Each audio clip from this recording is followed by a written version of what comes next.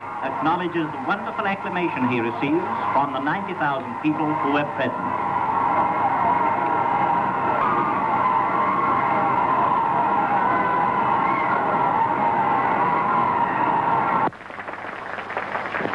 Here is Phar Lap, Australia's wonder horse. He was a real top horse, one of the best, I think, in them days. I don't know about now, but in these days it had taken a very, very good horse to win, to beat him.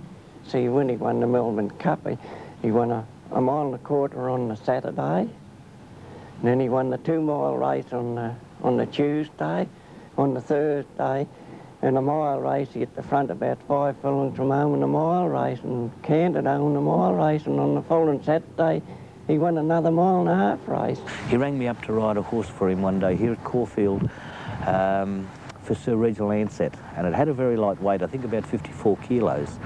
And I said, Tommy, the only possible way I could make that weight is if Sir Reginald's colours, the racing silks themselves, are very light. If they're a heavyweight colour, I said, I've got no chance of making the weight.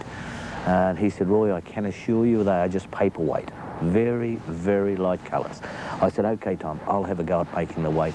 I had to take off about 2 kilos or something on the morning of the race. Got to the races pretty grumpy within myself because I'd dehydrated. And Tommy walked in with a big smile on his face into the jock's room, and he handed me this plastic bag. He said, here's your colours, Roy. I said, thanks, Tom, and I grabbed the plastic bag. I said, Tommy, I said, I thought you told me these colours were light. I said, look at this.